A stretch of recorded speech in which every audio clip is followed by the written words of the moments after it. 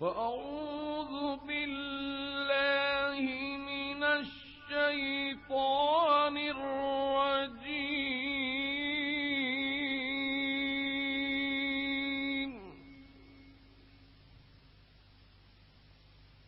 بسم الله الرحمن الرحيم.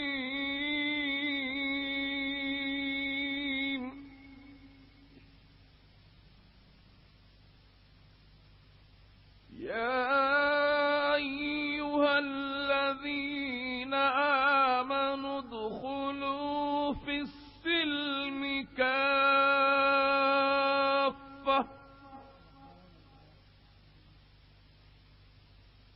ولا تتبعوا خطوات الشيطان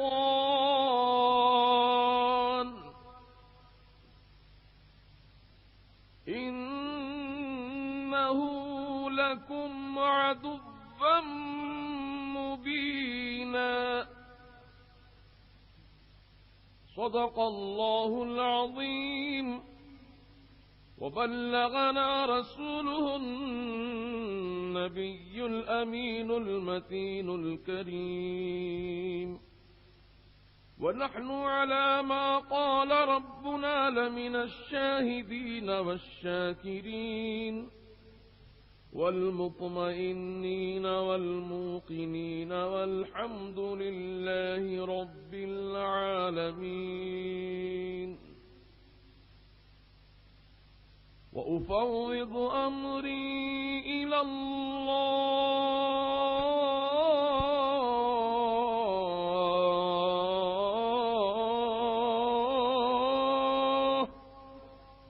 إن الله بصير بالعباد.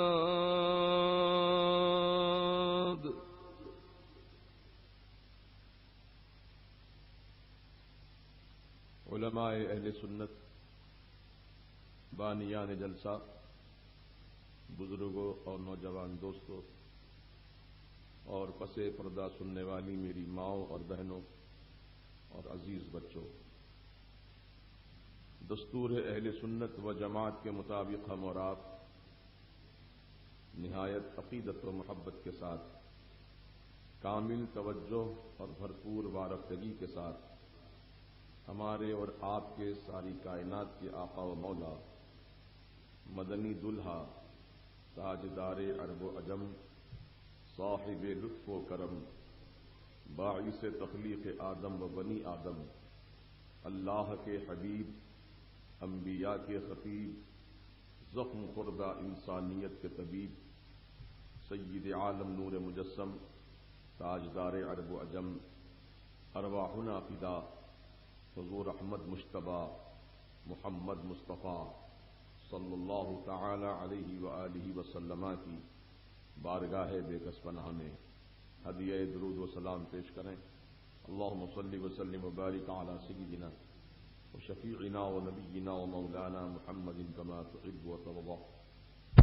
صلی علیہ صلاۃ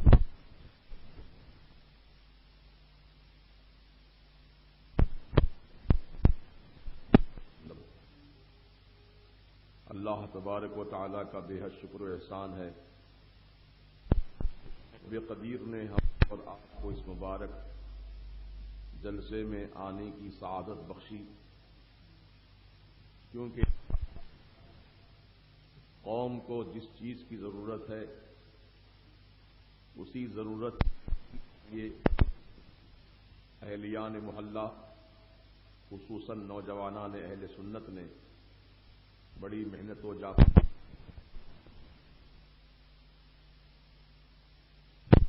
اور آپ حضرات اس میں تشریف فرما ہے.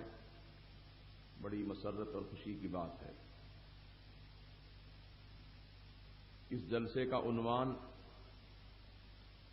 اصلاح عقائد و اعمال رکھا گیا ہے. عقائد عقیدہ کی جمع ہے، یعنی عقائد کی اصلاح اور ہمارے بگڑے ہوئے اعمال کی اصلاح. ان دونوں باتوں کو انشاءاللہ المستعان آپ حضرات کی خدمات میں پیش کرنے کی سعادت حاصل کروں گا۔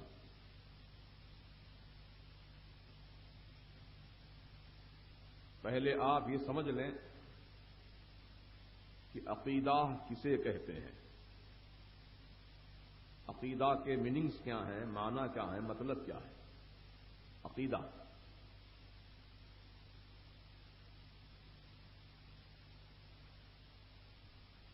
عقیدہ کے لغوی معنی ہے پختہ خیال، پکا خیال، ایسا خیال جس میں کوئی تبدیلی نہ آئے۔ اب میں آپ سے کہوں کہ یہ رات ہے اور آپ کا بھی یہی خیال ہے کہ یہ رات ہے۔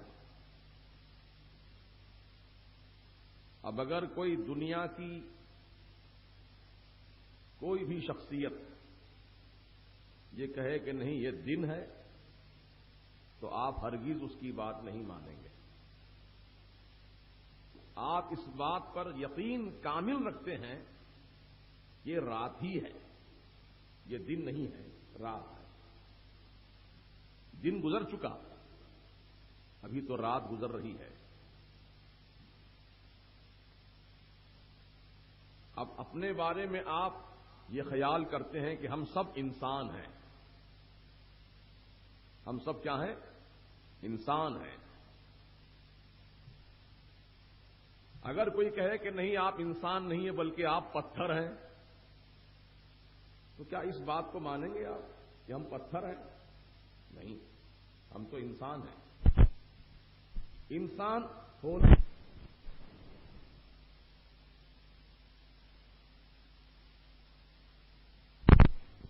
ہے کیا؟ نہیں ہے کہ ہم انسان ہیں۔ آپ یقین کے ساتھ کہہ رہے ہیں یہ رات ہے، آپ یقین کے ساتھ کہہ رہے ہیں یہ جلسہ ہے، آپ یقین کے ساتھ یہ کہہ رہے ہیں یہ روشنی ہے، آپ یقین کے ساتھ کہہ رہے ہیں یہ اسٹیج ہے، آپ یقین کے ساتھ کہہ رہے ہیں یہ کرسی ہے، آپ یقین کے ساتھ کہہ رہے ہیں کہ یہ عوام الناس کا اجتماع ہے۔ غرض کے جو بات آپ پختہ خیالی کے ساتھ اپنا لیتے ہیں اسی کو عربی زبان میں عقیدہ کہا جاتا ہے۔ تو اب عقیدہ کس کے بارے میں ہونا؟ اللہ اور اللہ کے رسول، اللہ تعالی کی کتاب، اللہ تعالی کے فرشتے، اللہ تعالی کی طاقت و قدرت، ان تمام چیزوں پر ہمارا عقیدہ درست ہونا چاہیے۔ ہم سب مسلمان ہیں اور اپنے آپ کو یہی سمجھتے ہیں اور کہتے بھی ہیں کہ مسلمان ہیں، اور مسلمانوں کا عقیدہ دو خداؤں کا نہیں ہے، ایک خدا۔ ہم سب مسلمانوں کا عقیدہ یہی ہے کہ اللہ تعالیٰ ایک ہے، اللہ تعالیٰ ایک ہے، وحدہ لا شریک ہے، نہ اس کی ذات میں کوئی شریک ہے، نہ اس کی صفات میں کوئی شریک ہے، نہ اس کے افعال و قدرت میں کوئی شریک ہے۔ وہ ہر اعتبار سے اپنی ذات و صفات میں یکا و تنہا ہے۔ اب یہ خیال اتنا مضبوط ہم نے اپنا لیا کہ اب دنیا کی کوئی طاقت ہم کو اس عقیدے سے پھرا نہیں سکتی۔ ہم اللہ کو ایک ہی مان رہے ہیں اور مرتے دم تک اللہ تعالیٰ کو ایک ہی مانیں گے۔ جان نکل رہی ہو تو بھی یہی نعرہ ہوگا اللہ احد، اللہ ایک ہے۔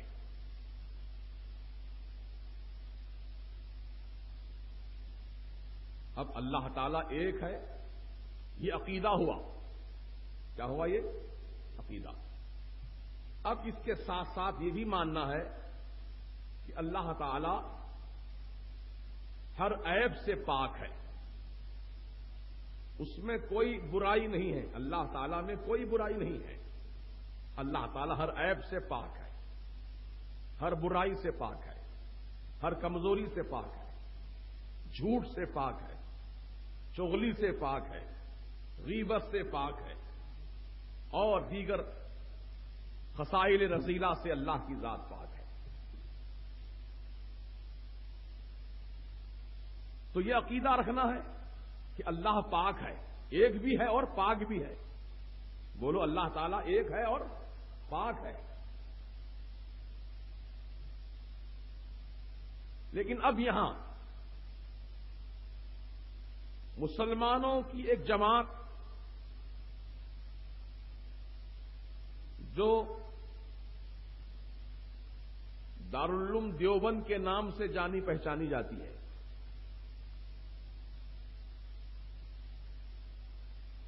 اس دارالعلوم دیوبند کے جو اکابر علماء گزرے ہیں ان میں سے ایک عالم کا نام ہے مولوی خلیل احمد امبیٹوی۔ اس عالم نے اپنی کتاب میں یہ لکھا کہ اللہ تعالی جھوٹ بول سکتا ہے۔ اب یہاں عقیدہ بدل گیا اس کا۔ یہی ہے فرق۔ اہل سنت و جماعت کا عقیدہ یہ ہے کہ اللہ ایک ہے، پاک ہے، بے عیب ہے، اور جھوٹ بولنا عیب ہے۔ جھوٹے آدمی کو کیا بولیں گے آپ؟ پاک آدمی۔ بے عیب آدمی کہیں گے اس کو، کہیں گے جھوٹا ہے، جھوٹا مکار، یہ فراڈی ہے، 420 آدمی ہے، جھوٹا ہے۔ تو اللہ تبارک و تعالی کی ذات جو ہر عیب سے پاک و صاف ہے، اس پاک ذات کے متعلق ان دیوبندیوں نے، جس کا تعلق تبلیغی جماعت سے بھی ہے، اسی جماعت والوں نے عقیدہ گھڑ لیا ہے کہ اللہ تعالی جھوٹ بول سکتا ہے۔ معاذ اللہ رب العالمین۔ اب یہاں ہمارا ان کا اختلاف ہوا عقیدے کی بنیاد پر کہ ہم اللہ تعالیٰ کو سچا مانتے ہیں اور یہ دیوبندی لوگ اللہ تعالیٰ کو جھوٹا مانتے ہیں۔ بات سمجھ میں آ رہی نا آپ کے؟ میں کان میں نہیں بول رہا ہوں، میدان میں بول رہا ہوں، اور پوری ذمہ داری کے ساتھ بول رہا ہوں۔ تو یہ عقیدہ کی اصلاح ہم چاہتے ہیں کہ اب جو لوگ اللہ تعالیٰ کے بارے میں یہ عقیدہ رکھتے ہوں کہ اللہ تعالیٰ جھوٹ بول سکتا ہے تو اپنا عقیدے کی اصلاح کر لیں اور یقین کریں کہ اللہ جھوٹ نہیں بول سکتا۔ اللہ تعالیٰ جھوٹ نہیں بول سکتا۔ جو جھوٹا ہے وہ خدا نہیں ہو سکتا۔ ہمارا خدا تو سچا ہے۔ اللہ تعالیٰ خود قرآن کریم میں ارشاد فرماتا ہے، وَمَنْ أَصْدَقُ مِنَ اللَّهِ حَدِيثًا۔ اللہ تعالیٰ سے بڑھ کر سچی بات کہنے والا اور کون ہے؟ ومن اصدق، اصدق یہ مبالغے کا صیغہ ہے۔ اللہ تعالیٰ سب سے زیادہ سچ بولنے والا، بڑا سچا ہے۔ خود اللہ اپنے بارے میں فرما رہا ہے کہ میں سچا ہوں، لیکن یہ دیوبندی مولوی بول رہا ہے کہ اللہ جھوٹ بول سکتا ہے۔ تم اللہ کی بات مانو گے یا ملا کی بات مانو گے؟ بولو جی۔ تب یہی ہے معاملہ سمجھنے کا، کیونکہ ہمارے نوجوان طبقہ اور بہت سے عمر رسیدہ افراد بھی جو گہرائی میں نہیں گئے ان کا صرف ظاہری دیکھا، ان کی داڑھی دیکھی، ان کی ٹوپی دیکھی، ان کا لمبا جبہ دیکھا، ان کا اونچا پائجامہ دیکھا، پیشانی پر نماز کا کالا داغ دیکھا، ہاتھ میں لمبی تسبیح دیکھی، مسواک کی کاڑی کا اسپیشل جیب دیکھا تو سمجھ گئے بڑے متقی آدمی ہیں۔ حلیہ تو بڑا اچھا بنایا ہے، لیکن حقیقت میں معاملہ اندرونی سب گڑبڑ ہے۔ یعنی ایمان کا تعلق جو ہوتا ہے عقیدے سے ہوتا ہے۔ جب تک آدمی کا عقیدہ اچھا ہے اس کا ایمان سلامت ہے۔ جس دن اس کا عقیدہ تھوڑا سا ہی بدل گیا اللہ اور اس کے رسول کے متعلق، قرآن کریم کے متعلق، اللہ کے فرشتوں کے متعلق، تو وہ مسلمان باقی نہیں رہتا بلکہ وہ کافر ہو جاتا ہے۔ وہ کیا ہو جاتا ہے؟ کافر ہو جاتا ہے۔ اللہ کی شان میں گستاخی تو بہت بڑی بات ہے۔ اللہ کے فرشتوں کی جناب میں فرشتوں کے بارے میں برا لفظ کہہ دیا ان کی شان میں گستاخی کر دی اور ان کی توہین کر دی فرشتوں کی تو بھی آدمی کافر ہو جاتا ہے۔ اللہ اکبر۔ جبکہ ہمارے آقا و مولا سید عالم صلی اللہ تعالی علیہ وسلم کا مقام و مرتبہ تو فرشتوں سے اعلیٰ، نبیوں سے اعلیٰ، رسولوں سے اعلیٰ، ساری کائنات میں سب سے اعلیٰ مرتبہ اللہ تعالیٰ نے کسی ذات کو عطا کیا ہے تو آپ کے ہمارے آقا محمد رسول اللہ صلی اللہ تعالی علیہ وسلم کو عطا کیا ہے۔ تو جب فرشتوں کی شان میں گستاخی سے آدمی دین سے نکل جاتا ہے تو نبی پاک علیہ السلام کی شان میں گستاخی کرے تو کب وہ مسلمان باقی رہے گا؟ ہے نا، وہ تو دین سے کب کے خارج ہو چکا۔ اللہ اکبر۔ تو یہاں آج ہمارے حیدرآباد میں کیا پوری دنیا کے اندر یہ باطل جماعتیں، باطل فرقے والے، باطل عقیدے والے پیسے کے بلبوتے پر، نوٹ کے بلبوتے پر یا طاقت کے بلبوتے پر اپنے غلط عقیدوں کا پرچار کر رہے ہیں اور بھولے بھالے نوجوانوں کو لالچیں دے دے کر انہیں بدعقیدہ بنانے کی کوشش کر رہے ہیں، اور بہت سے نوجوان بھٹک بھی گئے، بہت سے نوجوان بہک بھی گئے، بہت سے نوجوان کوئی تبلیغی جماعت میں چلا گیا، کوئی جماعت اسلامی کا ممبر بن گیا، کوئی اہل حدیث جماعت میں چلا گیا، کوئی غیر مقلد بن گیا، کوئی سلفی بن گیا۔ بہرحال جہاں جہاں مسلمان تھے ان کی آبادیوں میں یہ باطل عقیدے والے گھس کر ان کے اندر نفاق ڈالا، ان میں پھوٹ ڈالی اور ان کو آپس میں الگ الگ ٹکڑے ٹکڑے کر دیا۔ اب آپسی اختلاف ہو گیا۔ اب اختلاف کس بنیاد پر ہے؟ اب ان جماعتوں کا اختلاف اور اہل سنت و جماعت کا اختلاف پیسے کی بنیاد پر اختلاف نہیں ہے، یعنی ان کا ہمارا جھگڑا پیسوں کا نہیں ہے، ان کا ہمارا جھگڑا جائیداد کا نہیں ہے، ان کا ہمارا جھگڑا زمین کا نہیں ہے، ان کا ہمارا جھگڑا کسی دھن دولت کا نہیں ہے، بلکہ ہمارا ان کا جھگڑا جو ہے وہ اللہ اور اللہ کے رسول کے متعلق ہے۔ ہم اللہ کو سچا مانتے ہیں، یہ اللہ کو جھوٹا مانتے ہیں۔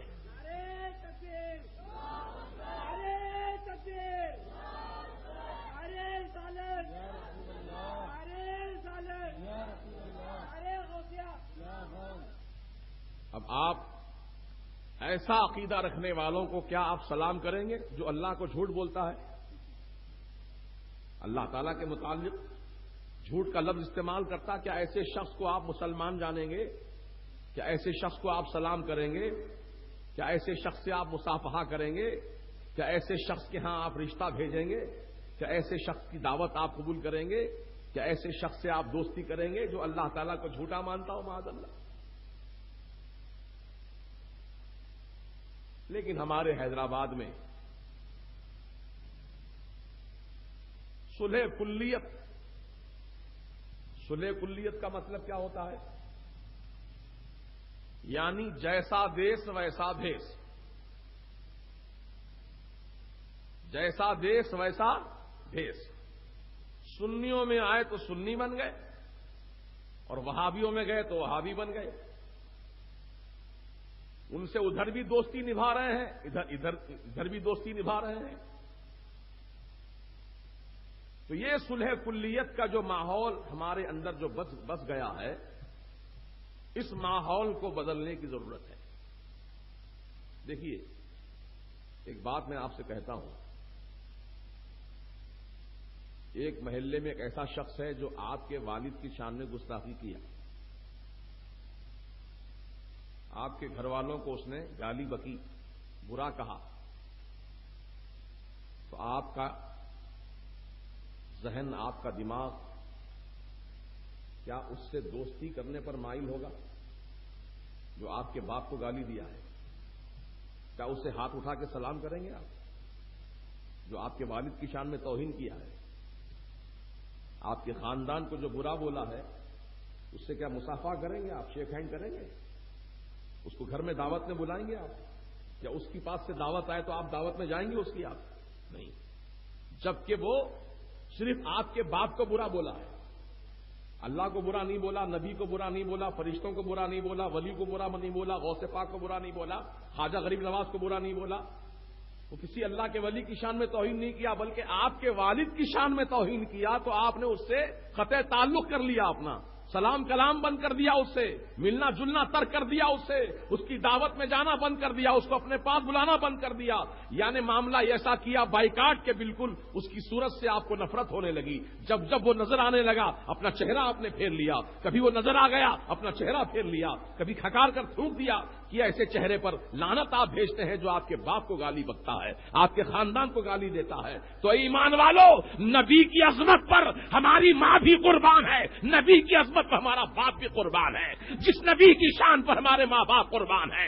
اس نبی کے بارے میں کوئی گالی بکے، اس نبی کو مر کے مٹی میں مل گیا بولے، اس نبی کو کوئی گاؤں کا چودھری کہے، اس نبی کے بارے میں کہے کہ وہ پوسٹ مین تھے، اس نبی کے بارے میں کہے کہ وہ نبی تو معاذ اللہ ایسے تھے جیسے کوئی گاؤں کا چودھری ہوتا ہے، ایسی باتیں اور نبی کے متعلق لکھے اور یہ لکھے کہ نبی کے پاس تو ایسا ہی علم تھا جیسے کہ جانوروں کے پاس علم ہے۔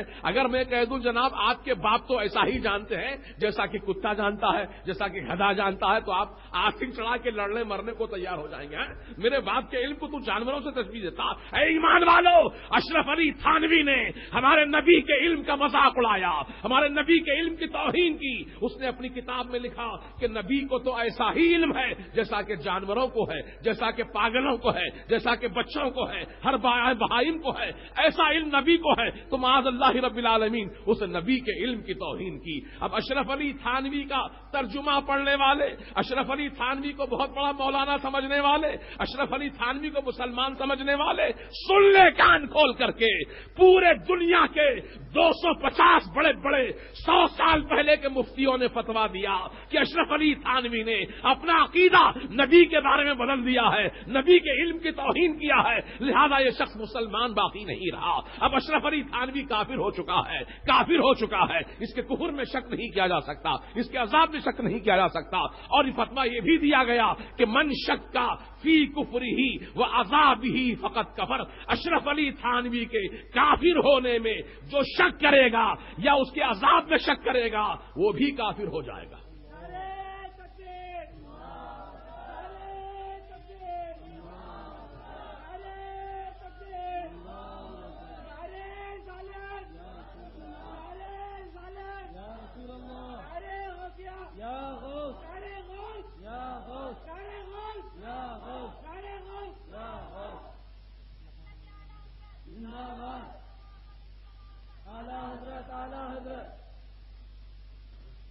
مولوی خلیل احمد انبیٹوی نے جو جملہ لکھا کہ اللہ صاحب جھوٹ بولنے پر قادر ہے، انہیں جھوٹ بول سکتا ہے، یہ جملہ براہین قاطعہ نام کی کتاب میں لکھا گیا ہے۔ اور اشرف علی تھانوی نے جو نبی کے علم کو جانوروں سے تشبیہ دی ہے، جانوروں جیسا لکھا ہے، اس کتاب کا نام ہے حفظ الایمان۔ یہ کتابیں کشن باغ چوراہے کے کمپلیکس میں جو امام احمد رضا اسلامک لائبریری قائم کی گئی ہے، حوالہ دکھانے کے لیے وہ کتابیں وہاں موجود ہیں۔ آپ یہ مولانا صاحب دیکھ رہے ہیں، یہ مولانا ہمیشہ وہیں نمازوں کے اوقات کے سوا جو وقت ہوتا ہے پورا وقت اسی لائبریری میں گزارتے ہیں۔ آپ آدھی رات کو جائیے اور حوالہ ان سے پوچھیے کہ مولانا وہ جو حفظ الایمان کی کتاب کا حوالہ ہے وہ کہاں ہے، دکھائیے ہمیں، براہین قاطعہ دکھائیے، ان کی گستاخیاں کہاں کہاں ہیں، نبی کی شان میں اللہ کی شان میں دکھائیے، انشاءاللہ پورے پروف کے ساتھ آپ کو دکھایا جائے گا۔ ہم ہوائی فائرنگ کرنے کے عادی نہیں ہیں، ہم جو بات بولتے ہیں ڈنکے کی چوٹ بولتے ہیں اور حقانیت پر مبنی ہمارا بیان ہوتا ہے۔ ہم کان میں نہیں بولتے ہیں، میدان میں بولتے ہیں۔ الحمدللہ یہ مجیب علی قادری رضوی صرف حیدرآباد کی سرزمین ہی نہیں بلکہ پورے ہندوستان کے علاقے میں مختلف جگہوں پر میں جاتا ہوں الحمدللہ، اور وہاں پر بالکل جس طرح یہاں میں بیان کرتا ہوں علل اعلان فرقہ باطلہ کے رد میں، اسی طرح ہر جگہ میرا بیان ہوتا ہے۔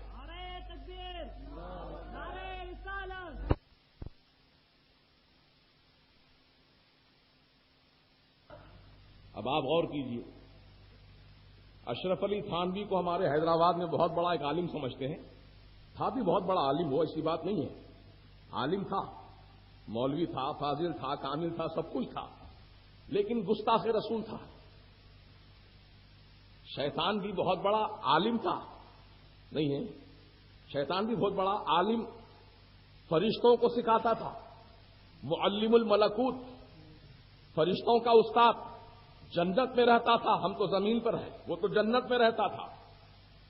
جنت میں فرشتے اس کو جھولا جھلاتے تھے شیطان کو، تو جھولے کا جھوکا جب ادھر جاتا تو 70,000 فرشتوں کو اس جھوکے میں در سے ہدایت دیا کرتا تھا۔ جب جھولے کا جھوکا ادھر آتا، اتنا لمبا جھوکا ہوتا تھا، وہ جھوکا جاتے جاتے 70,000 فرشتوں کو سبق دے کر جاتا تھا۔ ایک ایک جھوکے میں 70,000 فرشتوں کو سبق دیتا تھا، ایسا بڑا استاد، لیکن مردود ہو گیا۔ کیوں ہوا؟ نبی کی شان میں گستاخی کیا، یہی نا؟ اللہ کی شان میں سجدہ کرنے سے انکار نہیں کیا، نبی کی تعظیم میں سر جھکانے سے انکار کیا۔ واقعہ یہ ہے کہ جب اللہ تعالیٰ نے آدم علیہ السلام کو پیدا کیا، ان کی تخلیق کی، تو اللہ کا حکم ہوا اسجدوا لآدم، آدم کو سجدہ کرو۔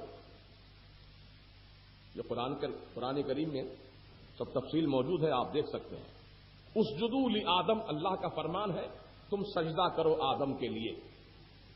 تو سارے فرشتے اللہ تعالیٰ کا حکم پا کر سجدے میں سجدہ ریز ہو گئے آدم علیہ السلام کے سامنے۔ لیکن ابلیس شیطان، جس کا نام عزازیل بھی ہے، ابلیس بھی ہے، شیطان بھی ہے، وہ اکڑ کر کھڑا رہا، وہ جھکا نہیں، سجدہ نہیں کیا۔ تو اللہ تعالیٰ نے اس سے فرمایا کہ تو نے سجدہ کیوں نہیں کیا آدم کو؟ جبکہ میں نے تجھے حکم دیا تھا، تو نے سجدہ کیوں نہیں کیا؟ تو شیطان کیا بولا؟ حجت کیا اللہ تعالیٰ سے، خلقتنی من نار وخلقتہ من طین، اے اللہ تو نے مجھے آگ سے بنایا ہے۔ شیطان کیا بولا؟ مجھے تو نے آگ سے بنایا ہے اور آدم کو تو نے مٹی سے پیدا کیا ہے۔ مولا مٹی تو پستی میں رہتی ہے اور آگ بلند رہتی ہے، میں بلند چیز سے بنایا گیا ہوں، بلندی والا ہوں، یہ پستی والے کے سامنے کیوں کر جھکوں؟ میں نہیں جھکتا اس کے سامنے، تیرے سامنے جھکوں گا، تیرے لیے سجدہ کروں گا اے اللہ، لیکن آدم کے سامنے نہیں جھکوں گا، آدم کی تعظیم نہیں کروں گا، آدم کو سجدہ نہیں کروں گا۔ تو یہیں سے شیطان کی فطرت معلوم ہو گئی، شیطان کا نیچر معلوم ہو گیا کہ شیطان کبھی بھی اللہ تعالیٰ کی عبادت سے انکار نہیں کیا، کبھی نہیں کیا، آج بھی نہیں کرتا ہوں۔ اگر شیطان سے کہا جائے کہ چل نماز پڑھ، فوراً پڑھ لے گا۔ اس سے کہیں چل روزہ رکھ لے گا۔ اس سے کہیں چل خانے کعبہ کا طواف کر، وہ طواف بھی کر لے گا۔ چل مسجد میں آ کے بیٹھ جا، مسجد میں آ کے بیٹھے گا۔ چل محلے میں گشت کر، تو گشت بھی کر لے گا۔ جو کہیں گے وہ کرنے کو تیار ہوگا۔ لیکن اس سے کہیں گے تو کھڑے ہو کر، اے شیطان تو کھڑے ہو کر یا نبی سلام علیکہ، یا رسول سلام علیکہ، کھڑے ہو کر نبی کو سلام کر، تو شیطان بولے گا کہ ہاں یہ کام مجھ سے نہیں ہو سکتا، یہ سلام نہیں پڑھ سکتا، میں جتنا چاہو سجدے کروں گا اللہ کو، اللہ کے لیے سجدے کروں گا، اللہ کے لیے نماز پڑھوں گا، لیکن نبی کو سلام نہیں کروں گا۔ یہ ہے شیطان کا نیچر، یعنی عبادت کے لیے تیار، تعظیم سے انکار۔ تب یہ جو جماعتیں نکلی ہیں، چاہے وہ تبلیغی جماعت ہو یا اہل حدیث جماعت ہو یا SIO ہو یا جماعت اسلامی ہو، یہ سب جماعتوں کا یہی معاملہ ہے، عبادت کو تیار ہیں، نماز پڑھیں گے، فجر پڑھیں گے، ظہر پڑھیں گے، عصر پڑھیں گے، مغرب پڑھیں گے، عشاء پڑھیں گے، چاش پڑھیں گے، اوابین پڑھیں گے، صلاۃ اللیل پڑھیں گے، صلاۃ التہجد پڑھیں گے، اوابین پڑھیں گے، سب پڑھیں گے۔ لیکن ان پڑھنے والوں سے، نماز پڑھنے والوں سے کہو ذرا مدینے کی طرف کھڑے ہو کر یا نبی سلام علیکہ کہہ دو، مصطفیٰ جان رحمت پہ لاکھوں سلام کہہ دو، تو کہیں گے یہ کام ہم سے نہیں ہوگا، یہ شرک ہے، ہم اس کو شرک سمجھتے ہیں، معاذ اللہ۔ ارے اللہ تبارک و تعالی جس نبی کو سلام فرماتا ہے، ذرا اٹھاؤ قرآن اٹھاؤ پیارے، اللہ تعالیٰ قرآن میں کیا فرما رہا ہے؟ سبحان ربک رب العزت عما یصفون وسلام علی المرسلین والحمد للہ رب العالمین۔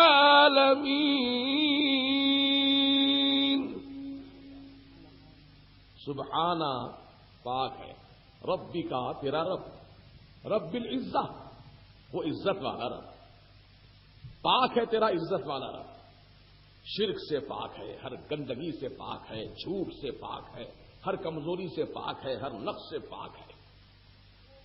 خود اللہ تعالیٰ اپنی تعریف قرآن میں اس طرح فرمایا کہ اللہ پاک ہے، پھر ارشاد فرمایا وَسَلَامٌ عَلَى الْمُرْسَلِينَ، سلام ہو رسولوں پر۔ اللہ فرما رہا رسولوں پر سلام سلام۔ اللہ سب سے بڑا نبی کو رسول کو سلام فرماتا ہے قرآن میں، ملا چھوٹا نبی کے سلام سے انکار کرتا ہے۔ اب بولو اللہ کی بات مانو گے یا ملا کی؟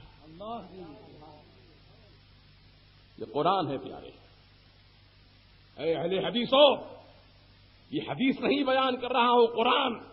اگر حدیث بیان کرتا تو تم کہتے ضعیف حدیث ہم نہیں مانتے۔ اب قرآن کے بارے میں کیا کہو گے؟ قرآن کی آیت ضعیف ہے، معاذ اللہ، ضعیف آیت ہے یہ، قرآن کی آیت ہے، انکار کرو گے تو کافر ہو جاؤ گے۔ سلام علی المرسلین، اور اٹھاؤ قرآن کے پارے، کہیں اللہ نے فرمایا سلام علی ابراہیم، رسول کا نام لے کر سلام فرما رہا ہے، ابراہیم پر سلام ہو۔ سلام علی موسیٰ، سلام ہو موسیٰ پر۔ سلام علی الیاسین، سلام ہو الیاسین پر۔ اور ہمارے آقا کے متعلق فرمایا ان اللہ وملائکتہ یصلون علی النبی، بے شک اللہ تبارک و تعالی اور اس کے فرشتے درود و سلام بھیجتے ہیں نبی پر۔ اے ایمان والو، تم بھی درود بھیجو اس نبی کی بارگاہ میں، اور سلام بھیجو جیسے سلام بھیجنے کا طریقہ، اور اچھا طریقے سے سلام بھیجو۔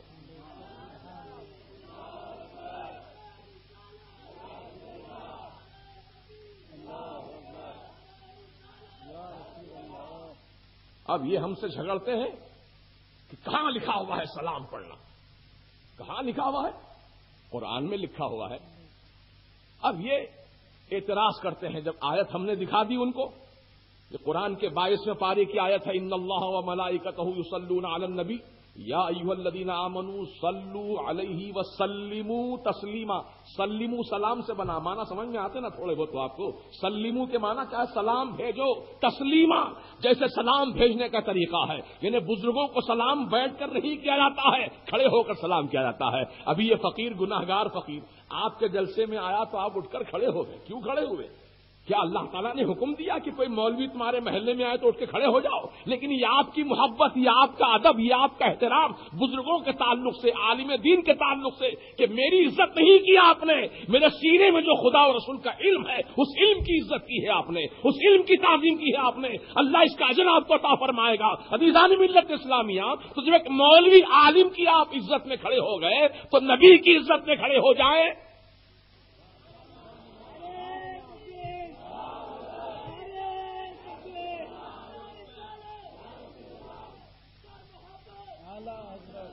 ہم تو یہی کہتے ہیں، اللہ تعالیٰ نبی کی تعظیم کرنے کا حکم قرآن میں دیا ہے۔ اب سنو آیت قرآن کی، إِنَّا أَرْسَلْنَاكَ شَاهِدًا وَمُبَشِّرًا وَنَذِيرًا لِتُؤْمِنُوا بِاللَّهِ وَرَسُولِهِ وَتُعَزِّرُوهُ وَتُوَقِّرُوهُ وَتُسَبِّحُوهُ بُكْرَةً وَأَصِيلًا۔ اِنَّا بے شک ہم نے، ارسلنا کا آپ کو بھیجا، اے محبوب ہم نے آپ کو بھیجا۔ اللہ تعالیٰ فرما رہا ہم نے بھیجا ہے آپ کو، اور بھیجا اس کو جاتا ہے جو بھیجنے والے کے پاس پہلے سے موجود ہو۔ سبحان اللہ، سبحان اللہ۔ بھیجا اس کو جاتا ہے جو بھیجنے والے کے پاس پہلے سے موجود ہو۔ جیسے آپ نے کہا کہ میں نے اپنے بیٹے کو پیسہ بھیجا، سعودی عرب گئے تھے آپ کمانے کے لیے، آپ نے اپنے ابا جان کے نام سے ڈرافٹ بنا کر بھیجا، پیسہ بھیجا، ریال بھیجا، برطانیہ سے لندن سے پاؤنڈ بھیجا، امریکہ سے ڈالر بھیجا، سعودی کا ریال بھیجا، تو بھیجنے والے کے پاس پہلے موجود تھا تبھی تو بھیجا. ایسا تو نہیں ہے کہ وہ ہوا میں اڑ کر آ گیا ہو پہلے سے، نہیں، بھیجنے والے کے پاس پہلے موجود رہا ہے، اس کے بعد وہ بھیجتا ہے. تو اللہ تعالیٰ نے کہیں بھی قرآن میں یہ نہیں فرمایا اپنے محبوب کے تعلق سے ہم نے تم کو دنیا میں پیدا کیا پیدا کیا پیدا کیا پیدا کیا کا لفظ نہیں فرمایا. جب بھی فرمایا ارسلنا کا، ہم نے بھیجا، ہم نے بھیجا. وما ارسلناك الا رحمة للعالمين. اے محبوب ہم نے بھیجا آپ کو سارے عالموں کے لیے رحمت بنا کر. انا ارسلناک شاہدا، اے حبیب ہم نے آپ کو گواہ بنا کر بھیجا، حاضر و ناظر بنا کر بھیجا. ونذیرا، ہم نے آپ کو عذاب الہی سے ڈرانے والا بنا کر بھیجا، ہم نے آپ کو خوشخبری سنانے والا بنا کر بھیجا. وداعیا الی اللہ، اور ہم نے آپ کو اللہ کی طرف دعوت دینے والا بنا کر بھیجا. بِإِذْنِهِ، اپنے حکم سے. وَسِرَاجًا مُنِيرًا، اور اے محبوب ہم نے تم کو چمکتا روشن چراغ بنا کر بھیجا.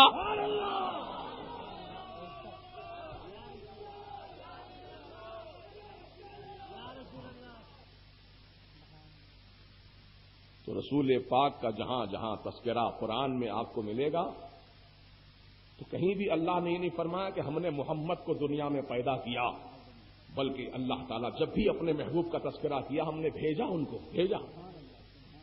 کہیں فرمایا وہ آئے تشریف لائے تمہارے پاس. اب سنو تشریف لانے کے بارے میں قرآن میں کہاں کہاں ذکر موجود ہے. لقد جاءكم رسول من انفسكم عزيز عليه ما عنتم حريص عليكم بالمؤمنين رؤوف رحيم. لقد جاءكم، تحقیق تمہارے پاس تشریف لائے، آئے. یہ نہیں کہا تمہارے اندر میں نے پیدا کیا، نہیں، آئے. کہیں فرمایا قد جاءكم من اللہ نور وکتاب مبین. تحقیق آیا تمہارے پاس اللہ کا نور.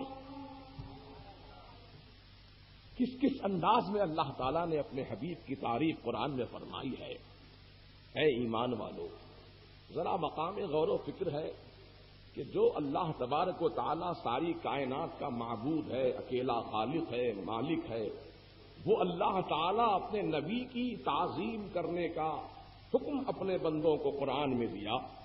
اب اس نبی کی تعظیم کرنے سے یہ مسلمان نام کا کلمہ تو پڑھ رہا ہے، نبی کا نام تو لے رہا ہے، لیکن نبی کی تعظیم کرنے کو تیار نہیں ہے، تو ایسی تعظیم نہ کرنے والی جماعتوں سے ہمارا کوئی تعلق نہیں ہو سکتا. وہ ہو سکتا ہے؟ نہیں ہو سکتا، ہے نا. جو بے ادب ہے، جو تعظیم سے انکار کرتے ہیں، ان سے ہمارا کوئی رشتہ ناتا نہیں ہو سکتا. یہ عزم بالجزم اپنے اندر پیدا کرو، اسی کا نام عقیدے کی اصلاح ہے. اور یہ بدعقیدوں کے ساتھ جو نبی کی تعظیم سے انکار کریں، جو نبی کے علم غیب کا انکار کریں، جو نبی کی شفاعت کا انکار کریں، جو سرکار کے اختیارات کا انکار کریں، ایسے منکرین سے اپنا کوئی رشتہ ناتا نہ رکھیں، ان سے کوئی تعلق نہ رکھیں، ورنہ آپ کا شمار بھی اسی میں ہوگا. اللہ کے رسول صلی اللہ تعالی علیہ وسلم نے فرما دیا، صحیح حدیث ہے مسلم شریف کی اور دیگر کتابوں کے اندر یہ روایت موجود ہے. آقا نے فرمایا، اب حدیث پاک کے الفاظ سنو، یہ حدیث بھی آپ کو لائبریری کے اندر دکھا دی جائے گی کتاب کے اندر. یہ حدیث بھی آپ کو لائبریری امام احمد رضا میں حدیث کی کتاب موجود ہے انوار الحدیث نام سے، جو مسلم شریف کی روایتیں اور بخاری شریف کی روایتیں اس میں جمع کی گئی ہیں. حدیث کے الفاظ آپ کو دکھا دیے جائیں گے. اب سنو وہ حدیث کے الفاظ میں کچھ الفاظ میں آپ کو سناتا ہوں، سن لو.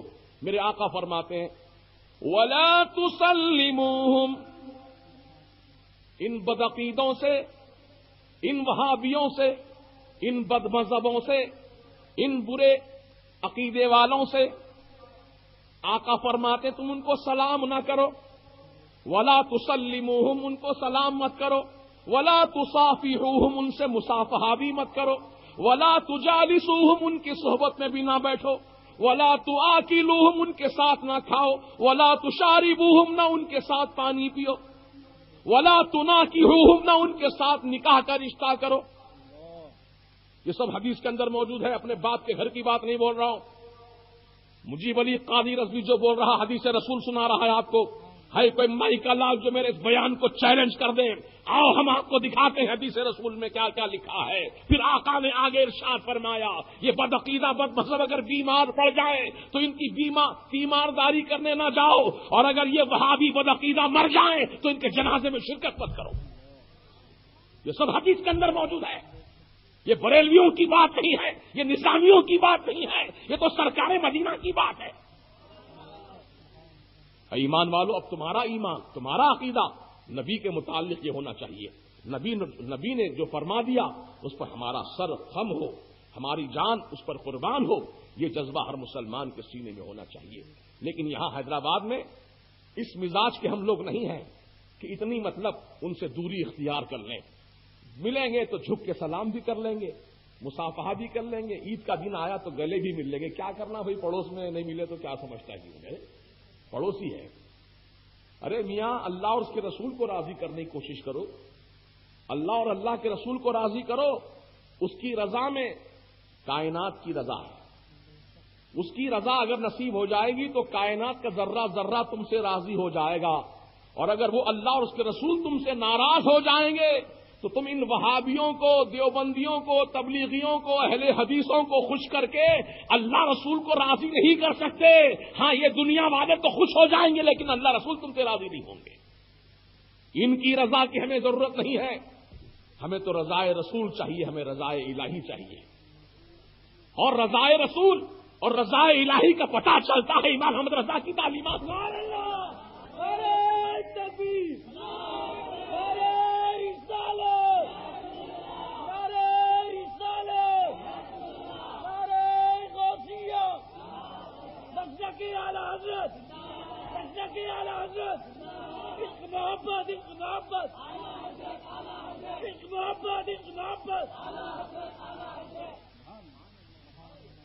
مقصود تو ہمارا وہی ہے، رضائے الہی۔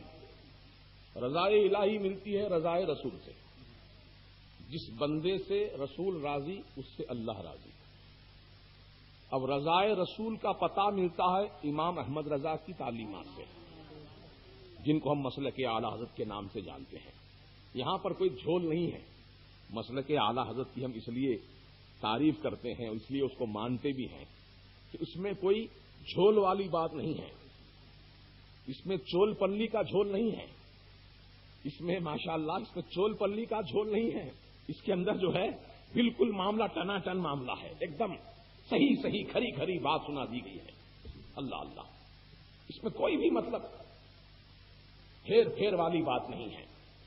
اب یہاں ہمارے پاس جو شیورام پلی میں دارالعلوم حیدرآباد کے نام سے بہت بڑا ادارہ قائم کیا، حیدرآباد کے مسلمانوں سے چندہ لے کر اور دیگر علاقوں سے چندہ وصول کر کے بہت بڑی عمارت تعمیر کی۔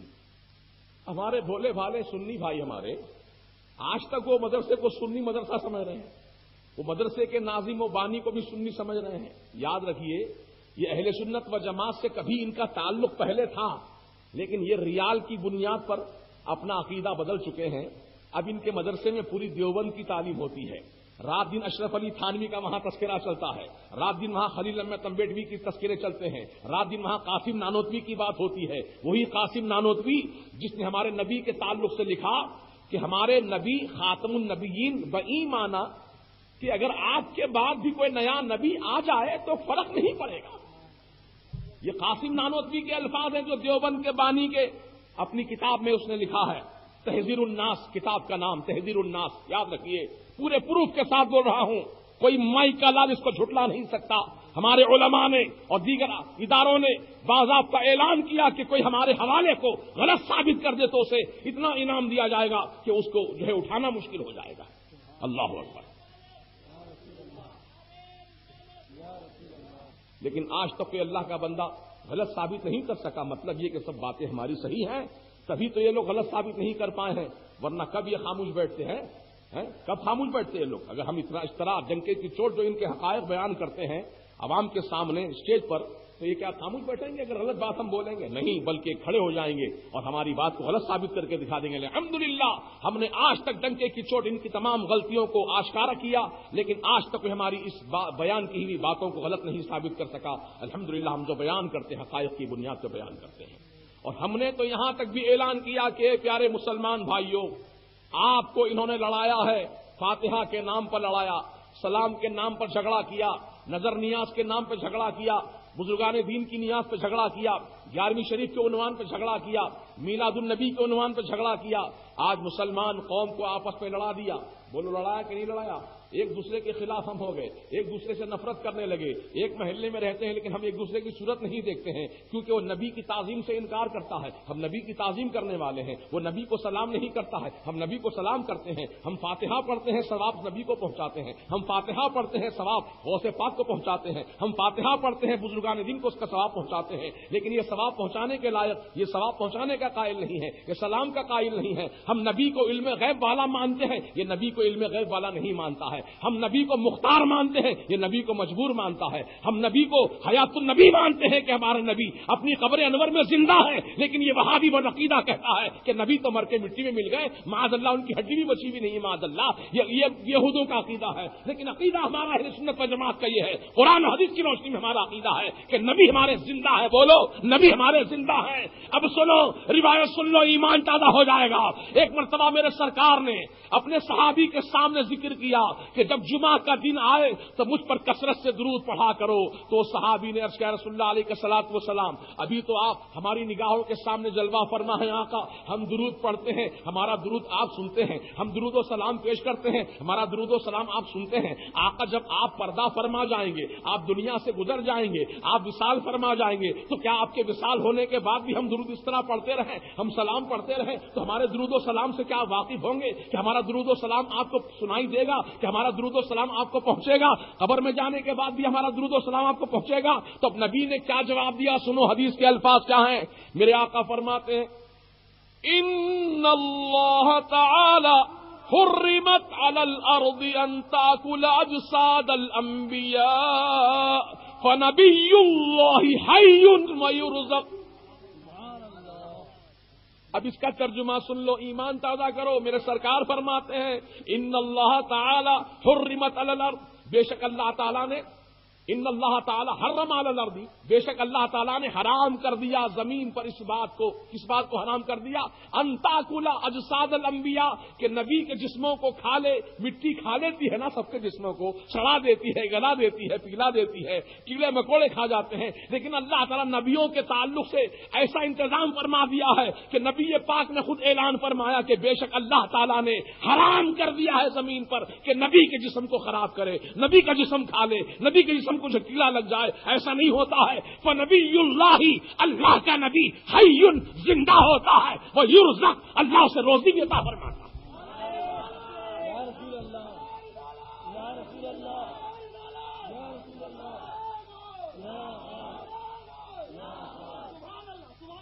ہم اہل سنت و جماعت نبی کو زندہ مانتے ہیں، اور یہ وہابی بدعقیدہ اہل حدیث جو ہے جماعت اسلامی تبلیغی جماعت، نبی کو مردہ مانتے ہیں. تو مردہ ماننے والوں کا عقیدہ اور ہے، زندہ ماننے والوں کا عقیدہ اور ہے. ہمارا ان کا کوئی تعلق نہیں ہو سکتا. ہم یہی چاہتے ہیں کہ اپنے اندر وہ مزاج پیدا کرو پیارے، ایمان کی بنیاد پر، اسلام کی بنیاد پر، عقیدے کی بنیاد پر اب مستحکم ہو جاؤ. اور یہ صلح کلیت والا معاملہ، مسلک رکابیہ والا معاملہ چھوڑ دو. میں اس کو مسلک رکابیہ کہتا ہوں. جدھر پلیٹ کھانے کا معاملہ ہو، پینے کا معاملہ ہو، ادھر کی گانا شروع کر دیا آدمی. اس کا نام مسلک رکابیہ ہے. ہاں، وہ چھوڑنا پڑے گا. ہمیں ضرورت نہیں ہے. ہم بھوکے مر جائیں گے لیکن وہابیوں کا کھانا نہیں کھائیں گے. بولو انشاءاللہ. بولو بھائی.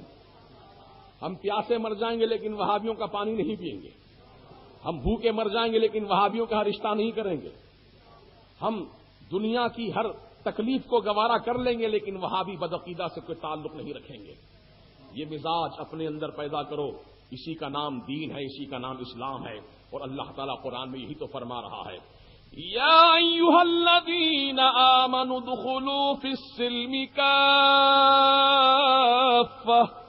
اے ایمان کا دعویٰ کرنے والو, اے ایمان والو, اے وہ لوگ جو ایمان لا چکے, ادخلوا تم داخل ہو جاؤ. داخل ہو جاؤ. کہاں داخل ہونا؟ فی السلم, اسلام کے دائرے میں داخل ہو جاؤ, اسلام کی باؤنڈری میں داخل ہو جاؤ, اسلام کے محل میں داخل ہو جاؤ, اسلام کے قلعے میں داخل ہو جاؤ. کافہ, پوری طریقے سے داخل ہو جاؤ. ایسا نہیں ہونا چاہیے کہ ایک پاؤں اسلام کے اندر ہو اور دوسرا پاؤں وہابی کے گھر میں ہو. پوری طریقے سے اندر آ جاؤ اسلام کے محل میں.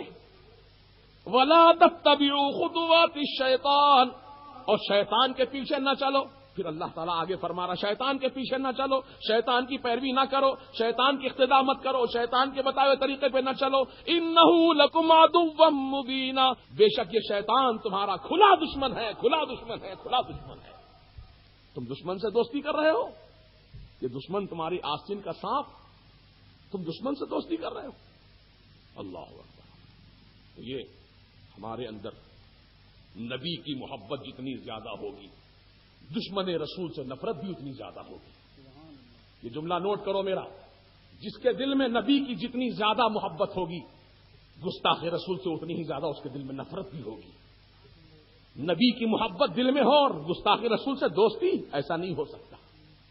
نبی کی محبت تو یہ بتاتی ہے کہ تمہیں نبی سے ایسا پیار ہونا چاہیے, نبی سے ایسی محبت ہونی چاہیے, نبی سے ایسا لگاؤ ہونا چاہیے کہ نبی کے بارے میں اگر کوئی ذرہ برابر بھی گستاخی کرے تو تم اس سے بے تعلق ہو جاؤ اور اپنے دل سے اس کی عزت اور احترام کو اس طرح نکال کر پھینک دو جس طرح دودھ میں سے جب مکھی گر جاتی ہے دودھ میں تو مکھی کو نکال کر پھینکتے ہیں, اس طرح اپنے دل سے اس کو نکال کر پھینک دو.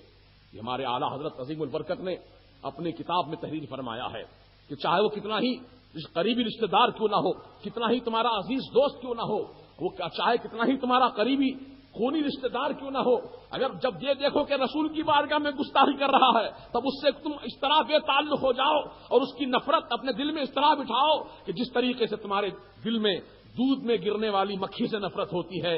دودھ میں گری ہوئی مکھی کو الائچی سمجھ کر نہیں پی جاتے گھول کر آپ, بلکہ نکال کے باہر پھینکتے ہیں, پھر اس کے بعد پانی کا قطرہ ٹپکا کر دودھ کو پاک کرتے ہیں, پھر دودھ پیتے ہیں. اس طریقے سے تمہارے دل میں وہابی کی محبت نہیں ہونی چاہیے. یہ وہابی کی محبت کی مکھی جو تمہارے دل میں گر گئی ہے دودھ کے, تمہارے دل کے دودھ میں اس وہابی کی مکھی کو نکال کر پہلے پھینکو, پھر نبی پاک علیہ السلام کا نام لو, انشاءاللہ وہ نام تمہارے لیے مؤثر ہوگا.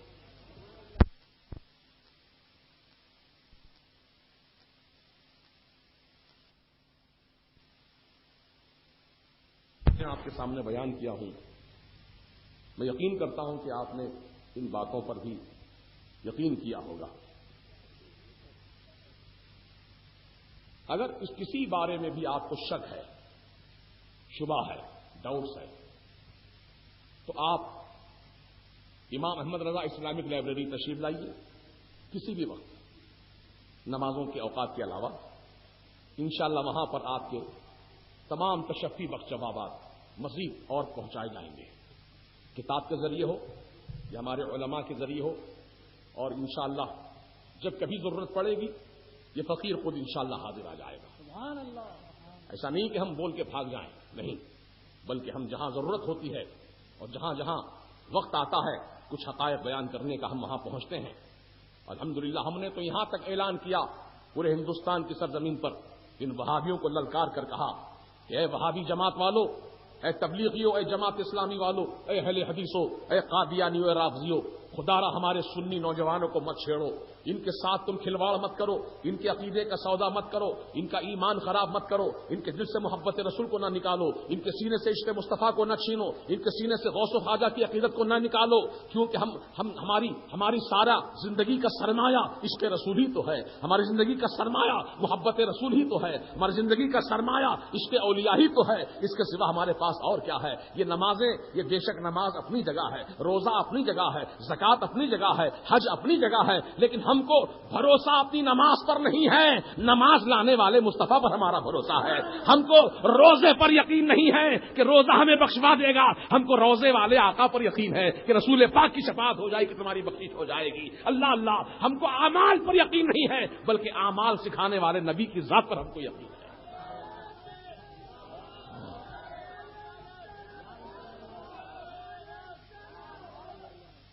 تو وہ رسول پاک صلی اللہ علیہ وسلم کی محبت اپنے دل میں بسا کر نماز پڑھو۔ نماز نماز ہے، روزہ رضا ہے، زکات زکات ہے، حج حج ہے۔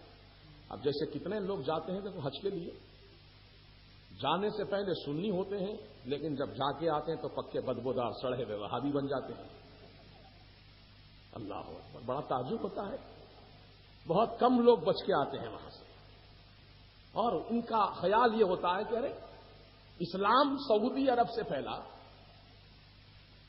اسلام مکے مدینے سے پھیلا، وہاں پر فاتحہ نہیں، انڈیا میں فاتحہ کہاں سے آ گئی؟ وہاں سلام نہیں ہے، یہاں سلام کہاں سے آ گیا؟ وہاں 11ویں 12ویں نہیں ہے، یہاں 11ویں 12ویں کہاں سے آ گئی؟ یہ ذہن لے کر کے نوجوان بھٹک کر آتا ہے، وہاں نہیں ہے یہاں کیوں ہے؟ اسلام تو وہاں سے پھیلا، وہاں ہونا چاہیے تھا، یہاں کیسے آ گیا یہ؟ تو سنو اس کا جواب۔ سن 1857 عیسوی سے پہلے، تاریخ یاد رکھنا، سن 1857 عیسوی سے پہلے، 1857 سے پہلے وہاں پر سنیوں کی حکومت تھی۔ کہاں پر؟ مکے مدینے میں۔ ترکی لوگ تھے، ترکیوں کی حکومت تھی، یمنیوں کی حکومت تھی، عاشق رسول، سچے عاشق رسول۔ اللہ اللہ، کہ آج بھی ترکیوں کی بنائی ہوئی عمارت جو مدینے پاک میں بھی ہے، مکے شریف کے اندر بھی ہے، انہوں نے اس معاہدے پر دستبرداری اختیار کی کہ ہماری بنائی ہوئی عمارت کو ہاتھ میں لگانا، جو کی تو رکھنا ایسے ہی، یہ ہماری یادگار ہے اللہ رسول کے لیے، آج تک محفوظ ہے۔ تو سرکار مدینہ علیہ الصلوۃ والسلام کی جو بارگاہ ہے مدینہ شریف میں، دروازہ جالی شریف کا جو ہے اس پر ایک تالا لگا ہوا ہے لمبا، اس پر عربی میں یہ شعر لکھا ہوا ہے، هو الحبیب الذی ترجى شفاعته، هو الحبیب الذی، یہ وہ حبیب ہیں، یہ اللہ کے وہ محبوب ہیں۔ کہاں لکھا؟ تالے کے اوپر لکھا ہوا ہے۔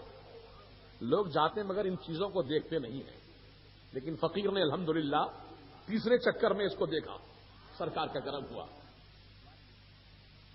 کوئی دکھانے والا ہو تو دیکھنے کے لائق ہوتے ہیں۔ تو یہ شعر اس پر لکھا ہے، قصیدہ بردہ شریف کا یہ شعر ہے، هو الحبیب الذی ترجى شفاعته، یہ وہ اللہ کے حبیب ہیں جن سے ہم شفاعت کی امید رکھتے ہیں۔ ہم کو امید ہے کہ یہ نبی پاک خدا کی بارگاہ میں ہماری شفاعت فرمائیں گے۔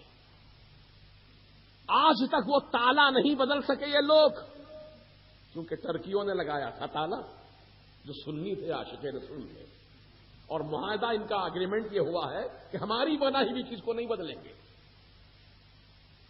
تو آج تک وہ تالا دوں کا تو محفوظ ہے۔ تو معلوم ہوتا ہے ترکیوں کا عقیدہ کیسا تھا اور یہ یہودیوں کا عقیدہ کیسا ہے۔ فرق سمجھ لو گا۔ 1857 عیسوی کے بعد چینجز آئے وہاں پر۔ جنت البقیع میں سیدہ فاطمہ زہرا کا مزار پاک بنا ہوا تھا۔ سیدہ فاطمہ زہرا کون ہیں؟ یہ رسول اللہ صلی اللہ علیہ وسلم کی مقدس شہزادی ہیں۔ اللہ اللہ، میرے سرکار بہت پیار فرماتے تھے اپنی صاحبزادی سے، بہت پیار فرماتے تھے میرے آقا۔ فرمایا کہ جس نے فاطمہ کو تکلیف پہنچائی اس نے مجھے تکلیف دی، جس نے مجھے تکلیف دی اس نے اللہ تعالیٰ کی بارگاہ میں اس نے اذیت پہنچائی۔ یعنی فاطمہ کا رشتہ رسول نے ایسا ظاہر فرما دیا کہ جس نے فاطمہ کو اذیت دی اس نے مجھے اذیت دی، جس نے مجھے اذیت پہنچائی اس نے اللہ کی بارگاہ میں گستاخی کی۔ اور کیجیے آپ کہاں سے کہاں بات پہنچتی ہے۔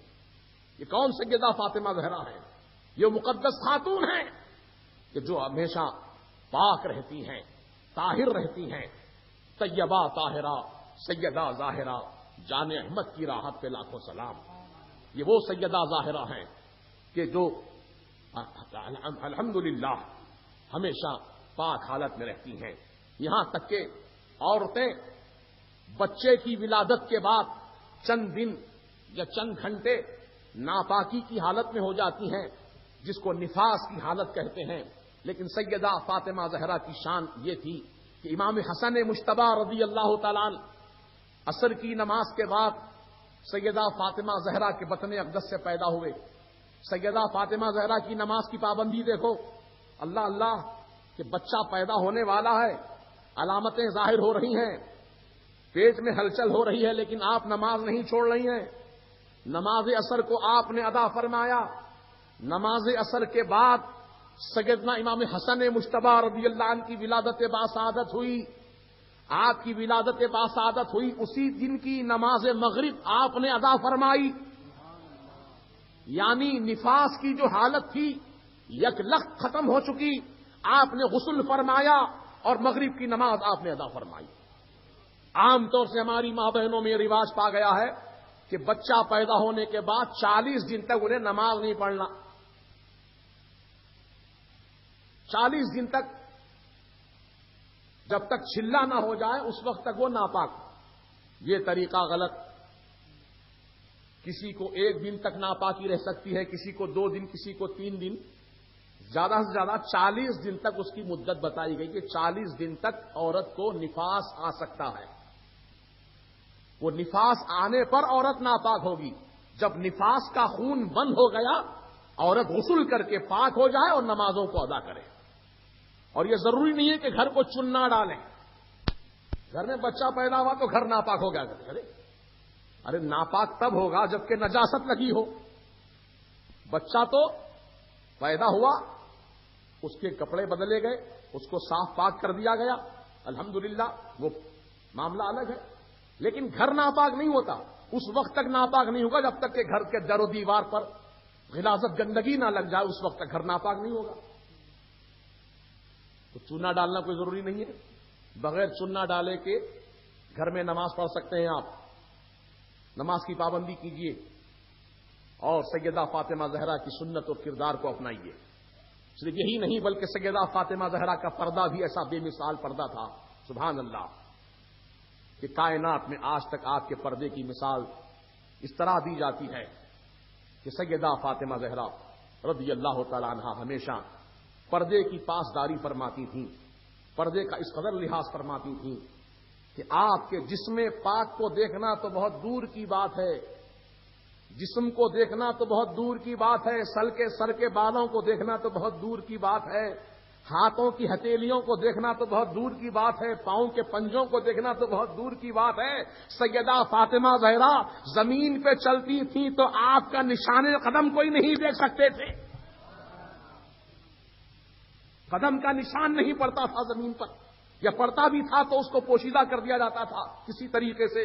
اللہ تعالیٰ کی طرف سے یہ انتظام تھا. اور رسول پاک علیہ السلام کے ساتھ معاملہ ایسا ہوا کہ ایک مرتبہ سرکار کے ساتھ جا رہی تھیں آپ میدان مباہلہ میں, تو سرکار آگے آگے چل رہے ہیں, پیچھے پیچھے سیدہ فاطمہ زہرا چل رہی ہیں, فاطمہ زہرا کے پیچھے مولا علی چل رہے ہیں. اب چلنے کی ترتیب یہ تھی کہ سرکار جہاں اپنا پاؤں رکھ کر اٹھاتے تھے فاطمہ زہرا وہیں پر اپنا پاؤں رکھتی تھی. فاطمہ زہرا کے پاؤں اٹھاتے ہی سیدنا علی وہیں پر اپنا پاؤں رکھتے تھے. تو گویا انداز ایسا تھا چلنے کا کہ سرکار کا قدم پہلے, پھر فاطمہ کا قدم اس کے اوپر, پھر فاطمہ کے قدم کے اوپر مولا علی کا قدم.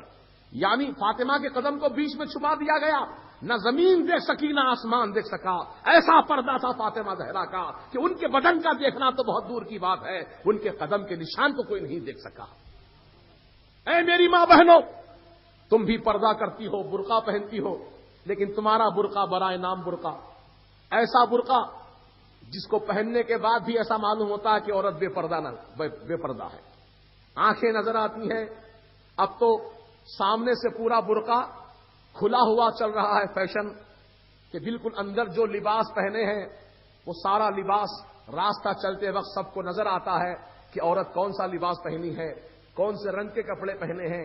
اور پھر خوشبو لگا کر عورتیں بازاروں میں گھومتی ہیں, سینٹ لگا کر, خوشبو لگا کر کے سینٹ کی خوشبو مہکاتی ہوئی بازاروں سے گزرتی ہیں. یاد رکھو سرکار مدینہ علیہ السلام نے منع کیا ہے کہ عورت خوشبو لگا کر بازاروں میں نہ جائے, وہ گلی کوچوں سے نہ گزرے, کیونکہ اس کی خوشبو سے اگر کوئی نوجوان سونگھ کر مست ہوتا ہے اور اس عورت کے بدن سے کپڑوں سے آنے والی خوشبو سونگھ کر مست ہوتا ہے تو گویا وہ نوجوان نے اپنی ناک کا زنا کیا، وہ ناک کا زناکار ہوگا۔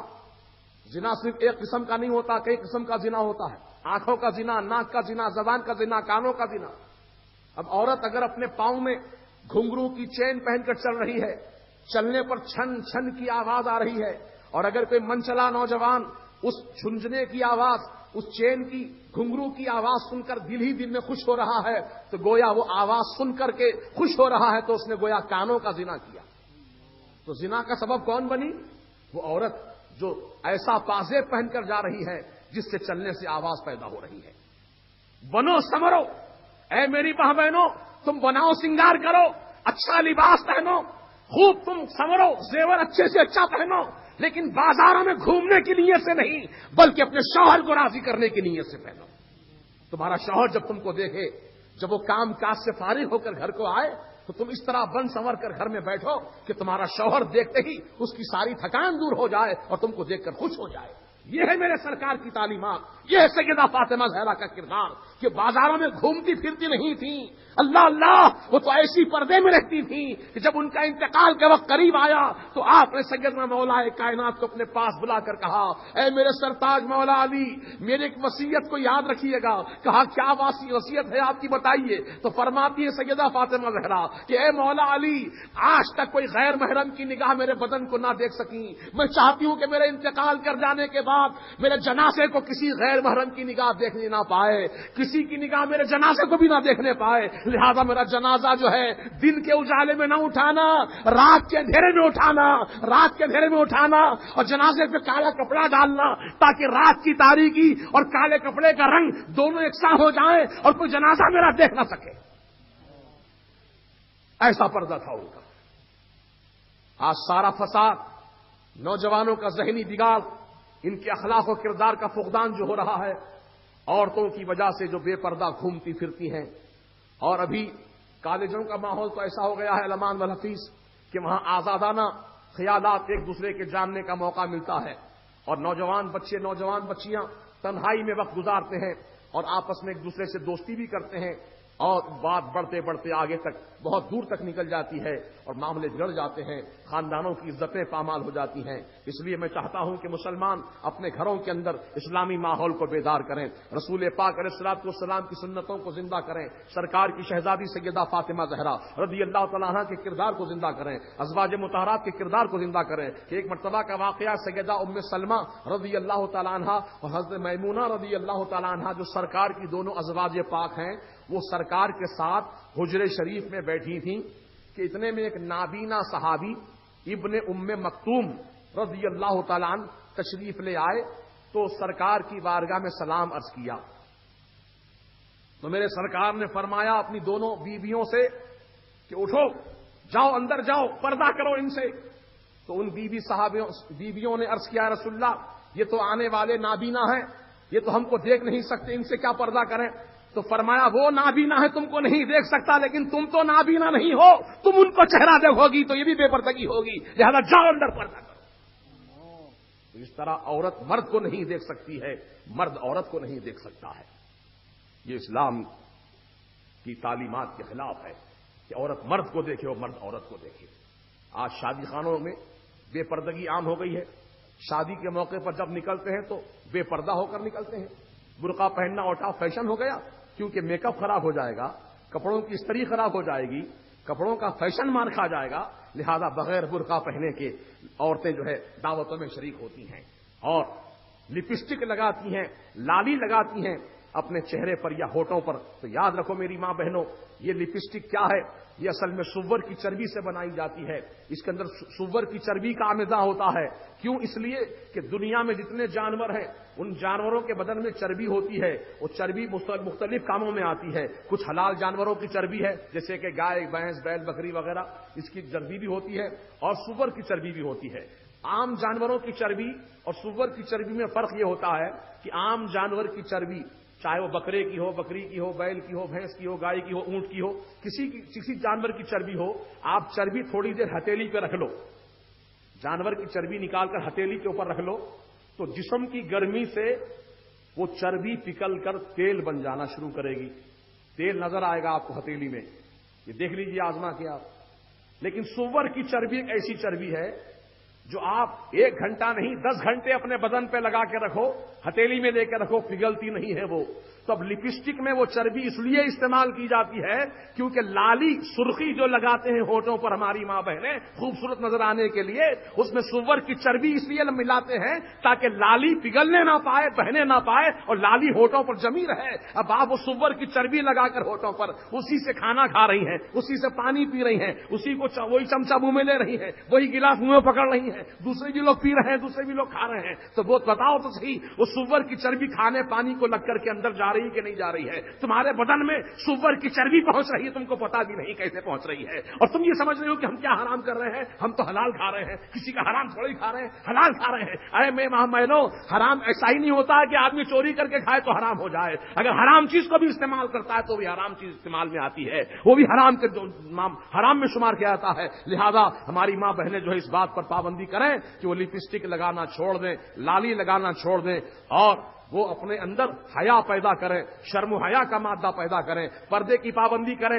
یاد رکھو رسول پاک علیہ السلام کا فرمان عالی شان ہے کہ جب عورت پردے میں ہوتی ہے تو اللہ تعالیٰ اس عورت کی عزت و عصمت کی حفاظت فرماتا ہے, اور جب عورت بے پردہ ہو جاتی ہے تو اللہ تعالیٰ اس سے بری الذمہ ہو جاتا ہے. یعنی وہ عورت اب شیطان کے حوالے ہو گئی ہے. اب شیطان کیا کرتا ہے, نوجوانوں کے دل کو اکساتا ہے, دیکھ یہ نوجوان لڑکی جا رہی, اس کو جھانک کر دیکھ. تو نوجوان جو ہے بے پردہ عورت جانے والی کو دیکھتا ہے جھانک جھانک کر, وہیں سے فتنہ فساد برپا ہوتا ہے, وہیں سے زنا کا آغاز ہوتا ہے. کہ جو آنکھیں بہکتی ہیں تو دل بہکتا ہے, جب دل بہکتا ہے تو انسان کا نفس بہکتا ہے. تو یہ پابندی ضروری ہے, عورتیں پردے کی پابندی کریں.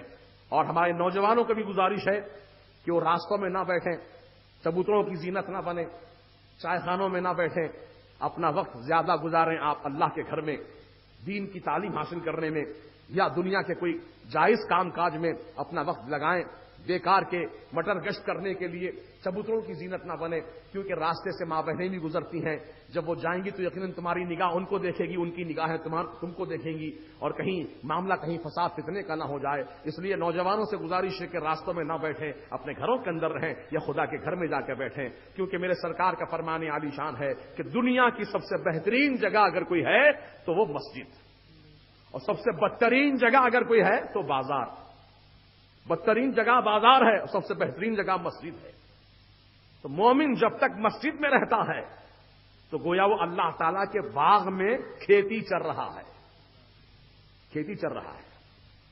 اللہ کا باغ ہے وہ, اللہ کی کھیتی ہے. چلو اب اس میں کھیتی چرنا کیا ہے, مسجد میں جب جائیں گے آپ تو سب سے پہلے بسم اللہ الرحمن الرحیم پڑھیں گے, سیدھا پاؤں مسجد کے اندر رکھیں گے, پھر کہیں گے بسم اللہ والسلام علی رسول اللہ صلی اللہ تعالی علیہ وسلم, اللہم افتح لی ابواب رحمتک. اللہ کا نام لے کر میں مسجد میں داخل ہوتا ہوں, اور سلام ہو اللہ کے رسول پر صلی اللہ تعالی علیہ وسلم پر, اور اے اللہ میرے لیے اپنی رحمت کے دروازے کھول دے. اب آپ مسجد میں داخل ہو رہے ہیں تو یہ نیت کر کے جا رہے ہیں کہ اللہ میرے لیے رحمت کے دروازے کھول دے, دعا مانگتے ہوئے جا رہے ہیں. تو یقیناً آپ کے لیے دروازے اللہ رحمت کے کھول دیتا ہے, اور جب تک آپ مسجد میں رہتے ہیں اللہ کی رحمت میں گھرے رہتے ہیں. مومن کی شان یہ ہوتی ہے کہ وہ نمازوں کا اہتمام کرے, مسجدوں میں زیادہ وقت گزارے, اپنے ماں باپ کی خدمت کریں, ماں باپ کی عظمت کریں, بزرگوں کی تعظیم کریں, چھوٹوں پر شفقت کریں. یہ اسلام کی تعلیمات ہے. میرے سرکار کا فرمان عالی شان ہے من لم یرحم صغیرنا فلیس منا, جو اپنے چھوٹوں پر مہربانی نہ کرے وہ ہم میں سے نہیں ہے, یعنی ہماری جماعت مسلم سے نہیں ہے. اور آقا نے فرمایا من لم یؤقر کبیرنا, جو اپنے بزرگوں کی عزت نہ کرے وہ بھی ہم میں سے نہیں ہے. تو بزرگوں کی تعظیم کرنا ہے, چھوٹا ہو تو بڑے کی تعظیم کرے, اور بڑا ہو تو چھوٹے پر شفقت کرے, مہربانی کرے. یہ تعلیمات اسلام ہیں. اللہ تعالی ہمارے عقائد کو بھی اصلاح فرما دے اور ہمارے اعمال کی بھی اصلاح فرما دے. اور گفتگو کے طریقے بتائے گئے اسلام میں کہ اچھی بات کرنا بھی بہترین صدقہ ہے. کلمۃ طیبۃ صدقۃ, یعنی اچھا کلمہ زبان سے ادا کرنا بھی صدقہ ہے. فرماتے ہیں آقا صدقہ. اور صدقے کی شان یہ ہوتی ہے الصدقۃ یرد البلا، صدقہ جب آدمی دیتا ہے تو بلائیں اس سے رد ہو جاتی ہیں۔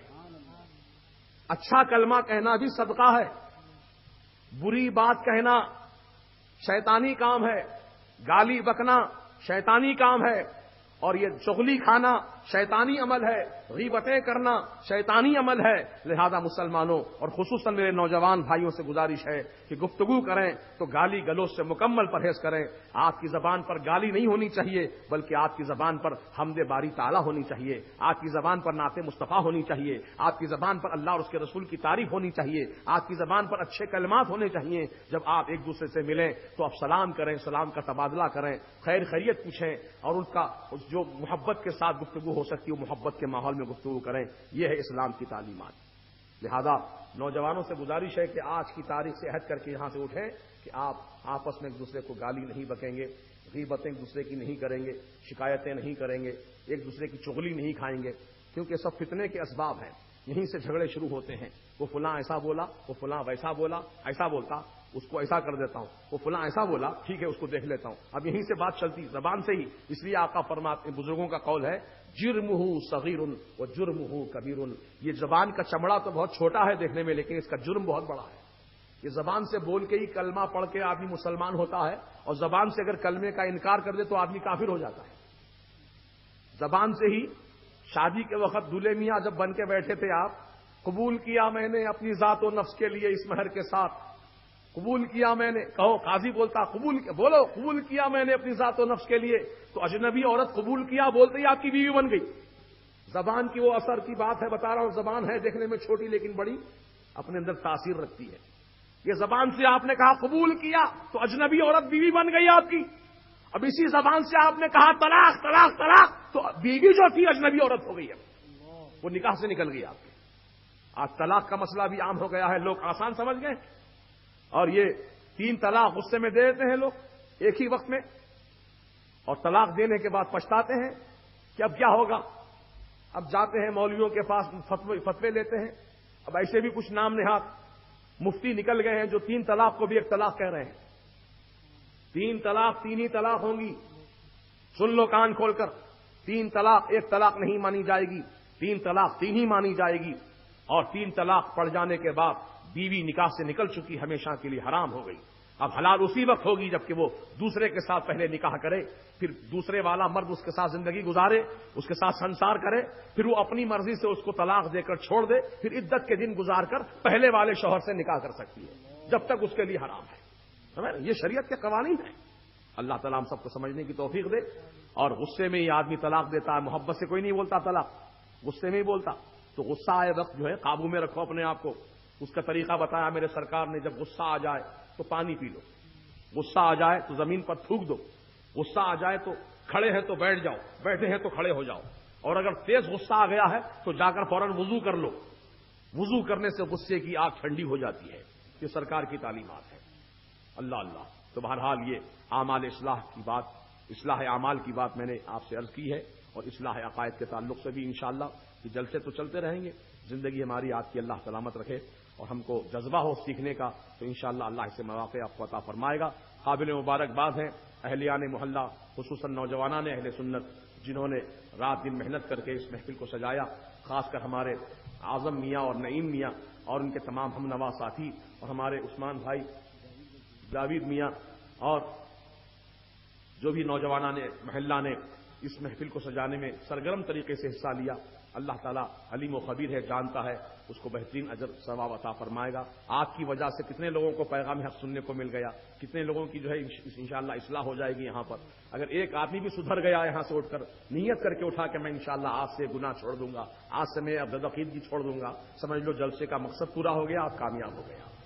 اللہ تعالیٰ ہم سب کو کامیابی عطا فرمائے، ایمان کی سلامتی کے ساتھ دارین کی برکتیں، رحمتیں، نعمتیں عطا فرمائے۔ جانے رحمت پیدا او سلام مصطفیٰ، جانے رحمت پیدا او سلام، شمع بز میں ہدایت پیدا او سلام، بز میں ہدایت لاکھوں سلام ہم غریبوں کے آقا پہ بے حد درود ہم غریبوں کے آقا پہ بے حد درود ہم فقیروں کی ثروت لاکھوں سلام مصطفیٰ جانے رحمت لاکھوں سلام مصطفیٰ جانے رحمت لاکھوں سلام شمع بز میں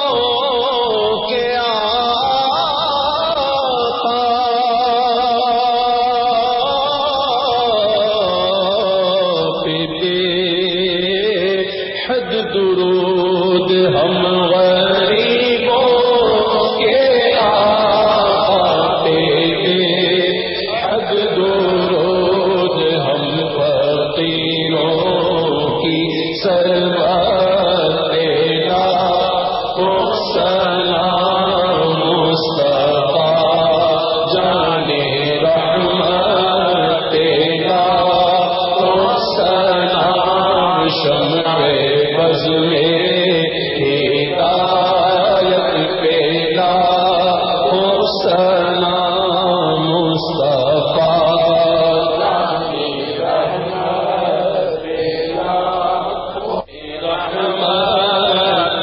لاکھوں سلام مصطفیٰ جانے رحمت لاکھوں سلام شمع بز میں ہدایت پہ لاکھوں سلام شمع بز میں ہدایت پہ لاکھوں سلام غریبوں کے آقا پہ بے حد درود ہم غریبوں کے آقا پہ بے حد درود ہم فقیروں کی ثروت لاکھوں سلام مصطفیٰ جانے رحمت لاکھوں سلام شمع بز میں ہدایت لاکھوں سلام جس سہانی گھڑی چمکا تیوار